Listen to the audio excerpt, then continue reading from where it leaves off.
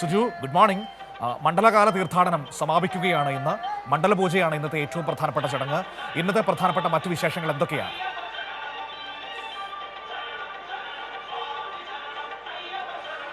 മനു, തീർച്ചയായിട്ടും ഇന്നത്തെ പ്രധാനപ്പെട്ട വിശേഷം മണ്ഡല പൂജ തന്നെയാണ്. മണ്ഡല പൂജ ദിവസവും തീർത്ഥാടകർ ധാരാളമായി ശബരിമലയിലേക്ക് എത്തുന്നുണ്ട്. പക്ഷേ ഇന്ന് തീർത്ഥാടകരുടെ ദർശനത്തിന് നിയന്ത്രണം ഏർപ്പെടുത്തുന്നുണ്ട്.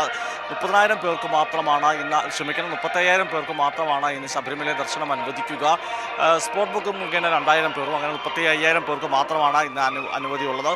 10:10-നും 11:30-ക്കും ഇടയുള്ള സമയത്തായിരിക്കും മണ്ഡല പൂജ നടക്കുക ശബരിമലയിൽ.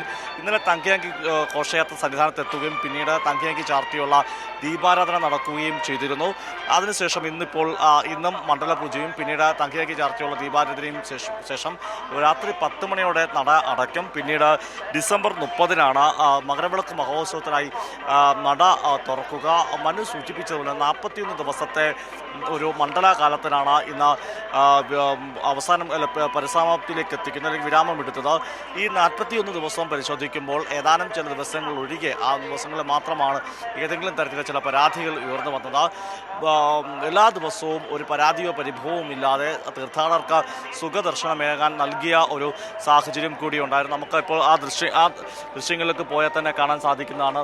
അപ്പോൾ വയോധികരായ തീർത്ഥാടകർ എത്തുമ്പോൾ അവരെ സഹായിക്കുന്ന പോലീസ് ഉദ്യോഗസ്ഥർ ഉൾപ്പെടെയുള്ള ആളുകളെ കാണാം. അവർക്ക് പ്രത്യേകം ക്യൂ അനുവദിക്കുന്നു തുടങ്ങിയ കാര്യങ്ങൾ ശബരിമല സന്നിധാനത്തുണ്ട്. കുട്ടികൾക്ക്, ചെറിയ കുട്ടികളുമായി എത്തുന്നവർക്ക് ക്യൂ, അങ്ങനെ തീർത്ഥാടകർക്ക് സഹായകരമായ എല്ലാ കാര്യങ്ങളും പോലീസ് ഉദ്യോഗസ്ഥരുടെ ഭാഗത്തുനിന്നാകട്ടെ, അതല്ല ശരണപാതയിൽ കുടിവെള്ളം, ലഘുഭക്ഷണം തുടങ്ങി എല്ലാ സൗകര്യങ്ങളും ഏർപ്പെടുത്തിയിരുന്നു.